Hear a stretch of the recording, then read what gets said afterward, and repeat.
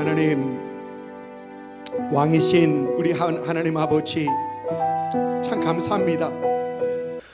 지난 몇 주 동안 여러분들과 함께 예수님을 찾았던 사람들에 대해서 요한복음에서 살펴보고 있었습니다. 오늘은 탄생하신 예수님을 찾아왔던 동방에서 온 박사들에 대해서 생각해 보려고 합니다.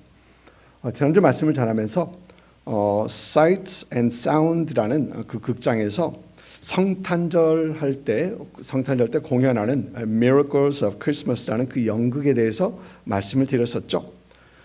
이 연극에 대해서 말씀을 드리면서 그 연극 장면에 요셉도 나오고 마리아도 나오고 나중에는 목자들도 등장하고 그리고 동방 박사도 등장한다라는 말씀을 드렸고요.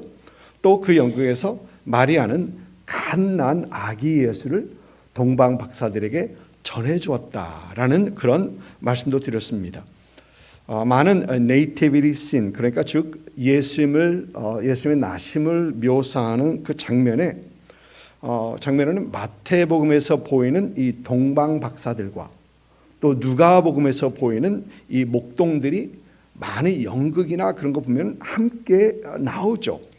아마 여러분 성탄절에 요즘은 크리스마스 카드 보내시는지 모르겠습니다만 성탄절 카드에서도 보면 동방 박사도 나오고 목자들도 나오고 한 그림에 이렇게 나온 것을 보게 됩니다. 그런데 목자들이 예수님을 방문한 시간과 동방 박사들이 아기 예수를 방문한 차이는 시간은 분명히 차이가 있습니다.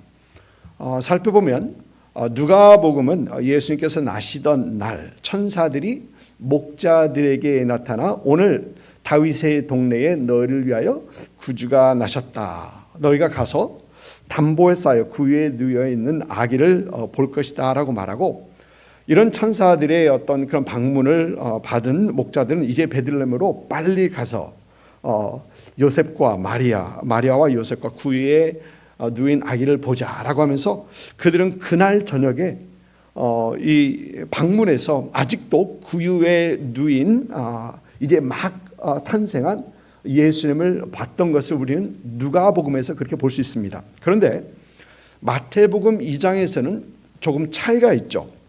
먼저 살펴보면 누가복음에서 본 이 아기라는 이 단어와 마태복음 2장에서 동방 박사들이 본 그 아기는 우리말 성경에는 둘 다 아기라고 번역을 하고 있는데 원문을 찾아보면 조금씩 다른 단어입니다.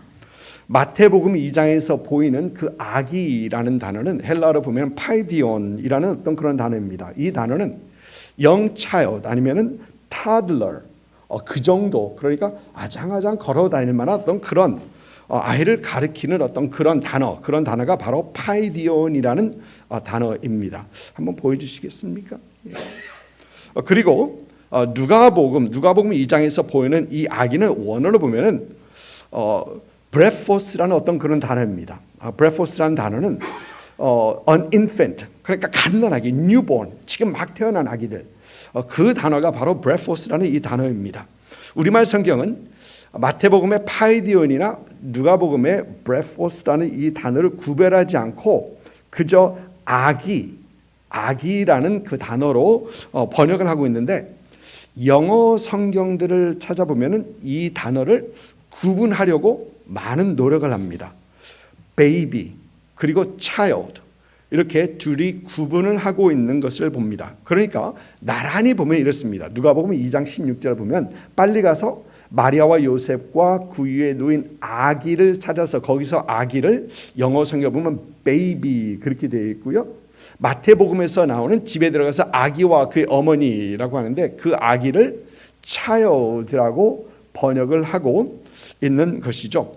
이렇게 단어 자체가 그러니까 누가복음에서는 infant, 갓난 아기를 방문한 그 목동들을 얘기하고 있고, 마태복음에서는 조금 더 성장한 그런 child를 말하는, 그리고 그들을 방문했던 동방 박사들을 얘기하고 있습니다. 그리고 동방 박사들이 별을 보고 찾아왔던 곳을 보면 우리 성경을 보니까 집이라고 되어 있습니다. 영어 성경을 보면 house라고 되어 있고요. 원어 성경에서 여러분 house라는 단어가 oikos라는 단어죠. 예, 바로 그 단어를 사용하고 있습니다.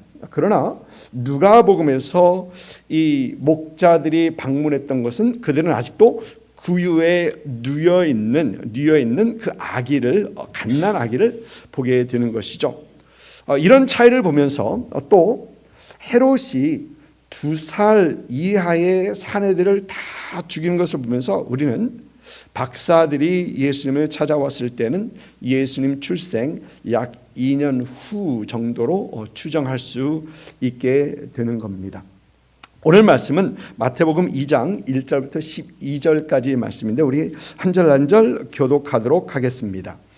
헤롯 왕 때 예수께서 유다 베들레헴에서 나심에 동방으로부터 박사들이 예루살렘에 이르러 말하되 유대인을 왕으로 나시니가 어디 계시냐 우리가 동방에서 그의 별을 보고 그에게 경배하러 왔노라 하니 헤롯 왕과 온 예루살렘이 듣고 소동한지라 왕이 모든 대제사장과 백성의 서기관들을 모아 그리스도가 어디서 나겠느냐 물으니 이르되 유대 베들레헴이오니 이는 선지자로 이렇게 기록된 바 또 유대 땅 베들레헴아 너는 유대 고을 중에 가장 작지 아니하도다 내게서 한 다스리는 자가 나와서 내 백성 이스라엘의 목자가 되리라 하였음이니이다. 이에 헤롯이 가만히 박사들을 불러 별이 나타난 때를 자세히 묻고 베들레헴으로 보내며 이르되 가서 아기에 대하여 자세히 알아보고 찾거든 내게도 구하여 나도 가서 그에게 경배하게 하라. 박사들이 왕의 말을 듣고 갈새 동방에서 보던 그 별이 문득 앞서 인도하여 가다가 아기 있는 곳 위에 머물러 서는지라. 그들이 별을 보고 매우 크게 기뻐하고 기뻐하더라.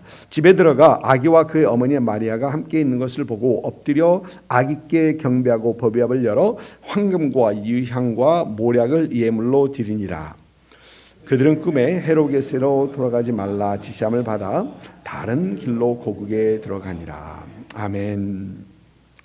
오늘 이 동방박사의 이야기 어려서부터 교회를 다니신 분들은 많이 들어서 잘 알고 있는 그런 이야기입니다. 예수님의 나심과 함께 연결되어 있는 그런 얘기죠. 아마 어려서 교회를 다니셨던 분들은 이 교회에서 성탄 연극을 해보셨을 것입니다. 그리고 이 성탄 연극을 할 때 빠지지 않고 하는 것이 바로 이 동방박사의 어떤 그런 이야기죠. 저도 어려서 이 연극을 했었는데 어느 캐릭터를 했는지는 기억이 없습니다. 기억이 나지 않는 거 보면은 그렇게 중요한 캐릭터는 아니었던 것, 그저 코너에 앉아 있는 양 정도였을 것 같습니다. 그런데 어려서 연극을 했을 때나 지금 이 동방에서 온 박사들의 스토리를 대할 때는 생각되는 것은 참 아는 것보다 알지 못하는 것이 궁금한 것이 너무나도 많다는 것입니다. 아직도 수많은 질문들이 있습니다. 여러분 몇 가지를 생각해 보면 첫째 질문이 동방 박사들은 도대체 어떤 사람들인가? 그리고 뭐에 대한 박사인가? 궁금합니다. 오늘 말씀에서 나오는 이 박사라는 말을 영어 성경에서는 메자이라고 얘기하는데 메자이라는 단어는 이 헬라어 마고스라는 단어에서 나온 그 복수형입니다. 그러니까 알럼나이, 알럼너스 하는 거 아이가 붙어서 이 복수라는 얘기입니다.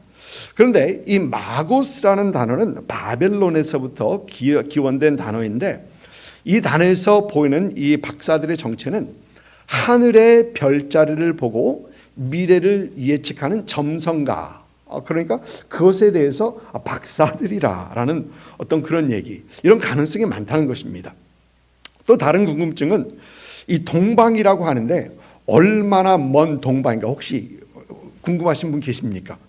저는 어려서부터 이 동방이라는 단어를 맞다, 우리 한국이 동방예의지국이라고 했으니까 그러면서 혹시 신라 고구려 백제 거기서부터 그렇게 가지 않았겠나. 특히 신라에는 여러분 잘 아시는 것처럼 첨성대가 있지 않습니까? 그때 만들었지 않습니까? 그래서 맞다, 천문학이 발달되어 있는데 신라 사람일 수도 있겠다라는 그런 생각을, 허망한 생각을 어려서는 한 적이 있었습니다. 그런데 성경학자에 의하면 이 바사, 바벨론, 아라비아, 메데 이런 고대 왕국들은 천문학들이 굉장히 발달되어 있었다고 합니다. 그리고 오늘 말씀에서 나오는 이 메자의 박사들은 천문학이 발달된 그런 지역에서 별을 보고 연구하다가 찾아온 사람들로 이렇게 설명을 하고 있습니다. 그러면 또 한 가지 질문은 그들은 어떻게 별을 보고 유대인의 왕이 났다라고 생각했을까? 별을 보면서 여러분 밝은 별을 보면서 누가 태어났나? 여러분 그 생각을 잘 안 하시죠. 그런데 그들은 별을 보고 어떻게 유대인의 왕이 난 것을 알고 그 먼 길을 찾아왔을까? 이에 대해서 성경학자들은 북왕국 이스라엘과 남왕국 유다가 아수르와 바벨론에게 이제 멸망한 후에 그들은 아수르, 바벨론, 바사 이렇게 이스라엘 동편 쪽에서 흩어져서 살면서 이스라엘의 메시아에 대한 전통과 기대가 그 당시 점성가들에게 전해질 수 있었고 그들은 그렇게 특별한 별의 어떤 출현을 보면서 연구하게 되고 또 유대 땅에 위대한 인물이 탄생했을 것이다 라는 그 논리적인 해석을 이 주석가들은 하고 있습니다. 그러면서 그걸 생각하면서 충분히 그럴 수도 있겠다. 충분히 그럴 수 있는 가능성이 있는 얘기입니다. 한 가지 질문만 더 해봅니다. 도대체 그 별이 어떻게 인도했다는 것인가? 여러분 별 꽤 높이 떠 있죠. 근데 그걸 어떻게 인도했다는 것인가? 바로 머리 위에서 막 떠나서 앞에 가진 않았을 것입니다. 그러면 그들은 별이 보는 밤에만 이동했나? 혹시 그런 질문 해보신 분 계십니까? 저만 그렇습니까? 과학자들 중에 요즘 과학자들 중에 창조 과학을 연구하시는 분들이 계십니다. 우리 한국의 이 창조 과학자들 중에서는 이재만 교수나 또 김명현 박사님 같은 분이 알려진 유튜브로 많이 알려진 분들이죠. 그 중에 김명현 교수님은 그의 강의에서 이런 얘기를 합니다. 컴퓨터 시뮬레이션에서 컴퓨터 시뮬레이션 프로그램을 돌려서 뒤로 쭉 천문학을 보면서 뒤로 쭉 돌려봤더니 그 예수님 나실 때에 그 있었던 그 어떤 상황이 벌어지는데 그것은 목성과 토성이 연합했더라. 함께 우리가 바라보는 시점에서 연합했다는 얘기죠. 연합했더라는 어떤 그런 결과를 그의 강의 중에서 얘기를 합니다. 여러분 그런데 재밌는 건요. 찾아보니까 1600년 초에 케플러라는 그런 천문학자가 했던 주장이기도 합니다. 케플러는 목성과 토성이 함께해서 그 밝은 빛이 비쳤다라는 그런 주장을 케플러도 했다고 합니다. 그런데 여러분 지금 여러분들에게 이 말씀을 드리며 여러 가지 궁금증에 대한 이 가능한 설명을 말씀드리고 있지만 여전히 궁금합니다. 여전히 궁금합니다. 왜냐하면 성경에 나와 있죠. 확실치 않은 어떤 설명이기 때문에 여전히 궁금하다는 것입니다. 또 이 이외에 수많은 궁금증이 우리에게 있습니다. 그런데 우리는 이런 여러 가지 질문들을 하면서 꼭 함께 해야 하는 질문이 있습니다. 그것은 마태복음의 저자 마태가 동방에서 온 박사들에 대해서 동방의 박사들이 예수님을 찾아왔던 그 이야기를 기록하면서 하고자 하는 그 말은 무엇인가? 마태가 하고자 하는 의도는 무엇인가라는 것입니다. 그러면서 우리는 오늘 말씀에서 그 몇 가지 힌트를 볼 수 있습니다. 먼저는 예수께서 유대 베들레헴에서 나심에라고 합니다. 마태는 예수님의 태어난 그 장소가 태어난 고향이 분명 유대 베들레헴이라고 말하면서 예수님의 나심은 6절에서 이 대제사장들과 서기관들이 인용한 미가 5장의 이 성취인 것을 말을 합니다. 여러분 그 이유가 있습니다. 그 이유는 예수님께서 당시 나사렛 예수로 불려졌었죠. 나사렛 사람인 줄로 알고 있었습니다. 예수님을 만난 빌립이 나다니엘에게서 말합니다. 모세가 율법에 기록하였고 여러 선지자가 기록한 그를 우리가 만났다. 바로 나사렛 예수다라고 얘기를 합니다. 여러분, 예수님께서 십자가에 달리셨을 때 예수님의 십자가 위에 달렸던 그 명패가 무엇입니까? 나사렛 예수, 유대인의 왕. 나사렛 예수라는 것입니다. 나사렛은 여러분 아시는 것처럼 유대 지방이 아닌 갈릴리 지방, 윗지방입니다. 윗지방의 작은 마을입니다. 당신이 예수님께서는 나사렛 예수로 불렸었고 사람들은 예수님을 나사렛 출신으로 알고 있었기 때문에 마태는 예수님의 출생지를 유다 베들레헴이다라고 명확하게 말을 하고 있는 것이죠. 미가서의 그 말씀이 온전히 성취되는 것을 말하고 있는 것입니다. 둘째 힌트는 유대인의 왕으로 나신 이라는 말입니다. 유대인의 왕이라는 말을 성경에서 찾아보니까 예수님의 나심과 예수님의 재판, 십자가의 달림에서 많이 보입니다. 여러분, 유대인의 왕이라는 말이 특히 많이 보이는 곳은 예수님께서 잡히셨을 때, 잡히시고 심판을 받으시고 십자가에 달렸을 때 성경은 많이 예수님에 대해서 유대인의 왕 계속해서 되풀이를 하고 있습니다. 그런데 여러분, 유대인의 왕이라는 이 말은 그들이 기다리고 있던 메시아라는 얘기죠. 메시아라는 얘기입니다. 마태는 예수님에 대해서 기록하기 시작하면서 마태복음 시작을 아브라함과 다윗의 자손 예수 그리스도의 계보라, 족보다라고 얘기하면서 예수님의 유대인 되심 그리고 다윗의 자손으로서 왕 되심을 얘기합니다. 그런데 마태는 예수님의 나심 때 그리고 예수님의 십자가, 예수님의 죽음에서 예수님의 왕 되심을 담대하게 선포하고 있는 것입니다. 또 한 가지 질문은 이 헤롯의 질문입니다. 또 한 가지 힌트는 그리스도가 어디에서 나시겠느냐?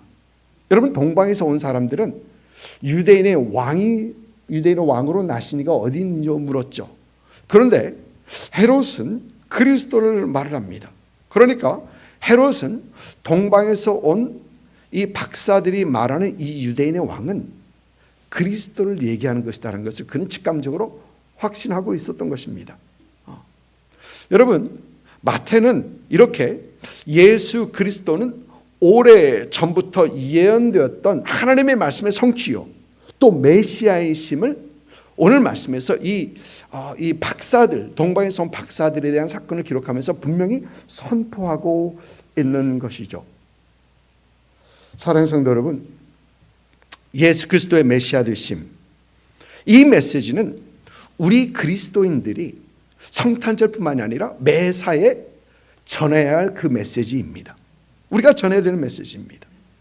우리 죄의 사함을 위하여 오신 예수 그리스도, 저를 믿는 자마다 멸망치 않고 영생을 주시는 그 메시지, 메시아 되심, 우리가 전해야 할 메시지다라는 것입니다. 여러분, 이 메시지를 전하다 보면 받는 사람도 있었고, 할렐루야. 그러나 받지 못하는 사람도 있습니다. 참 해석하죠. 또 이 메시지에 대해서 비웃는 사람도 있습니다. 여러분, 그러나 우리가 여전히 전해야 할 메시지는 예수 그리스도의 메시아 되심의 메시지라는 것입니다. 그리고 이 메시지는 성탄절기 때뿐만 아니라 항상 전해야 하는 그 메시지입니다. 여러분, 이번 성탄절기를 지나면서 예수님 말하십시오. 우리의 메시아, 여러분의 메시아 되신 그 주님을 말하십시오. 가정에서 식구들과 함께 모일 때, 또 사람들과 모일 때 진정한 성탄의 메시지, 우리 죄를 사하시기 위하여 인간이 되신, 사람이 되신 그 예수님을 말하십시오. 그러므로 이번 성탄절에는 그 무엇보다도 예수 메시지로, 예수 메시아 되심의 메시지로 가득 채워지는 그런 여러분의 성탄절이 될 수 있기를 주님의 이름으로 축복을 드립니다. 오늘 말씀을 묵상하면서 재밌는 것을 보게 됩니다. 오늘 본문에서 나신 예수님을 찾는 이 과정 속에서 보이는 사람들이 동방에서 온 박사들, 그리고 헤롯, 그리고 대제사장들과 서기관들 잠깐 비춥니다. 동방에서 온 박사들은 유대인으로 나신 유대인의 왕으로 나신 이에게 경배하러 왔다라고 합니다. 그리고 그들은 그 예수님을 찾아가 경배합니다. 헤롯은 예수님의 나심의 소식을 듣고 예수님을 죽이려 합니다. 마태복음을 읽다 보면 헤롯은 파이디온, 차일드, 그 차일드 예수님을 죽이기 위해 근방에 있는 2살 이하의 사내들을 다 죽입니다. 여러분, 상상할 수 없는 끔찍한 만행을 그렇게 헤롯은 저지릅니다. 그리고 대제사장들과 서기관들은 헤롯의 질문에 대답한 후에 보이지 않습니다. 여러분, 대제사장들과 이 서기관들은 예수님의 나심에 대한 이 지식에 해박한 사람들입니다. 헤롯이 그리스도가 어디서 나겠느냐라고 질문하자 그들은 주저하지 않고 곧바로 대답합니다. 성경을 너무나도 잘 알고 있는 사람들입니다. 아마 그들은 이것을 외우고 있었을 것입니다. 그런데 이들은 헤롯에게 대답을 한 후 보이지 않습니다. 어떻게 생각하면 메시아에 대한 염원이나 소망이 가장 커야 할 그런 사람들인데 보이지 않습니다. 메시아에 대한 이 메시아 나심에 대한 질문하는데 아무런 반응이 없습니다. 관심이 없습니다. 대답만 하고 사라집니다. 여러분, 그러면 이들을 보면서 진짜 궁금합니다. 이들이 진짜 메시아를 기다리고 있는 건가? 궁금해집니다. 여러분, 예수님께서 오셨을 때 예수님에 대한 백성들의 가장 큰 오해가 예수님은 정치적인 메시아다라는 것이었었죠. 그들을 로마의 억압에서 구원해 줄 그 정치적인 메시지. 백성들이 기대하고 있었던 그 메시아는 로마에서 해방시켜 줄 그 정치적인 메시아였습니다. 그런데 백성들뿐만 아니죠. 여러분, 예수님의 제자들에게서도 우리는 그 모습을 분명히 볼 수 있었죠. 예수님께서 잡히시던 날 밤에 그들과 함께 하시면서 예수님의 제자들 누가복음에 그런 얘기가 나옵니다. 내가 크니 네가 크니 옥신각신, 서로 다투는. 왜냐하면 그들이 예수님께서 왕이 되시면 한 자리 할 생각을 하고 있었거든요. 어떤 이런 모습을 보게 됩니다. 여러분, 그러면 종교 지도자들은 어떻습니까? 여러분, 그들이 기대하는 메시아도 크게 다르지 않았습니다. 그런데 문제는 대제사장들, 서기관들은 이미 사회적으로, 정치적으로 가질 것 다 가지고 누릴 것 다 누리고 있는 사람들이었습니다. 로마에서 허락해 준 산헤드린의 그 일원으로서 백성들로부터 존경을 받고 있었죠. 또 그들의 영향력이 크지 않았지만 유대 사회, 그들 민족들 사회에서는 막강한 영향력을 끼치고 있었죠. 또 그들은 거기서부터 오는 혜택을 분명히 누리고 있었죠. 이런 그들을 보면서 생각하는 것은 이미 가지고 있고 이미 누리고 있고 이미 모든 것을 다 가진 사람들에게는 메시아라는 존재는 반갑지 않은 존재였겠구나. 왜냐하면 메시아는 뒤집어야 되지 않습니까? 그런데 그들은 이미 누리고 있는데, 이미 그들이 누리고 있는데 뒤집어 놓으면 그게 달라진다는 겁니다. 그러면서 그래서 보이지 않았구나. 그래서 보이지 않았구나라는 생각을 해보게 됩니다. 여러분, 요즘도 그렇습니다.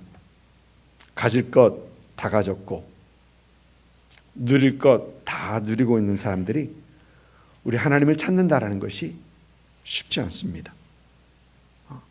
아무것도 가지지 않았을 때는 그저 하나님밖에 없었었는데, 우리에게 부족한 것이 많았을 때는 하나님 더 붙들었었는데, 언젠가부터 우리에게 가진 것 많아졌고 우리가 필요한 것 하나 둘 없어지면서 하나님을 찾는 열정, 하나님 향한 사랑이 식어가는 것을 우리에게도 분명히 우리는 본다는 것입니다.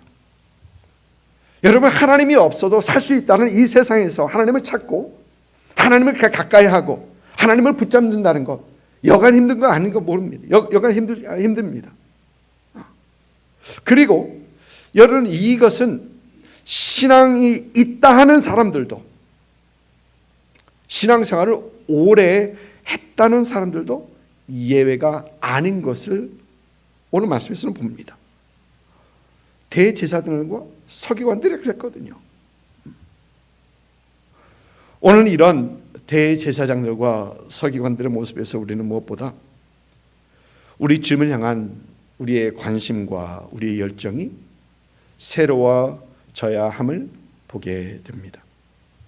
여러분, 우리가 성탄절을 지나면서 우리가 기쁨을 추구하는 것보다, 어떤 받을 선물을 추구하는 것보다 우리가 정작 추구해야 될 것은 우리 안에 주님을 향한 이 관심과 주님을 향한 열정, 그 사랑이 다시 회복되어야 한다는 것입니다. 이번 성탄절기를 지나면서 여러분의 주님을 향한 관심과 열정이 회복되고 우리 주님 더 사랑하시는 그런 여러분 되시기를 주님으로 축복을 드립니다. 마지막으로 짧게 예수님을 찾았던 동방박사들을 생각해 봅니다. 오늘 말씀에서 볼 수 있는 동방박사, 예수님을 찾았던 동방의 박사들의 마음 자세는 보니까 경배입니다. 2절에서는 우리가 동방에서 그의 별을 보고 그에게 경배하러 왔노라 라고 하고 있고요. 11절에서는 집에 들어가 아기와 그의 어머니 마리아가 함께 있는 것을 보고 엎드려 아기께 경배하고, 경배입니다. 그 먼 길을 경배하러 왔습니다.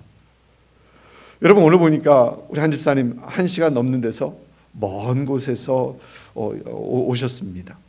우리 하나님 앞에 예배드리러 오셨습니다. 여러분, 그들은 왕에게 합당한 선물을 가지고 왔습니다. 그들을 보면 형식적인 예배가 아닙니다. 형식적인 경배가 아닙니다.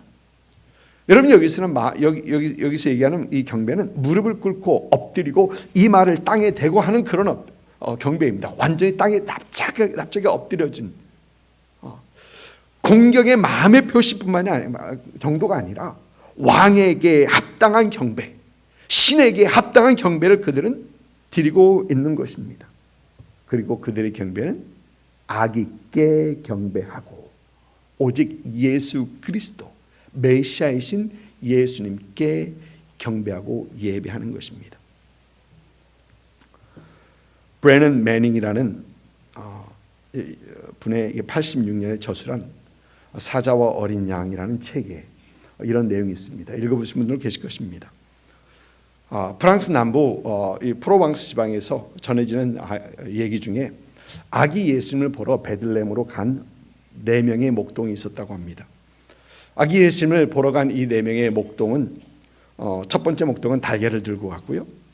선물을 들고 가는 것이죠. 두 번째 목동은 빵과 치즈, 그 세 번째 목동은 우유, 포도주를 가지고 갑니다.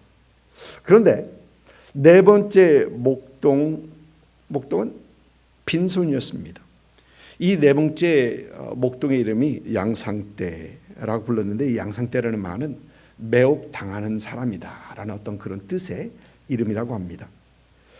이 세 목동은 예수님을 방문하여서 이제 마리아가 너무 아름답다, 또 마구간이 참 아늑하다, 요셉이 참 이걸 어떻게 잘 골랐다, 참 별빛은 그날 밤에 너무 찬란하고 라고 하면서 이 요셉의 내외 마리아가 이렇게 쭉 얘기합니다.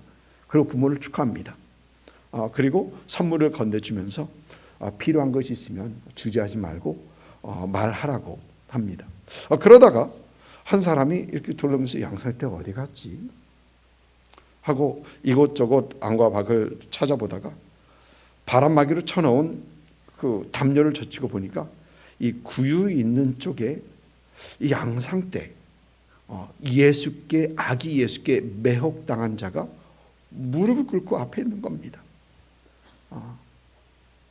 바람의 방향을 가리키는 깃발이나 이 불꽃처럼 그는 그의 사랑의 방향을 예수께로 가리키고 있었던 것입니다.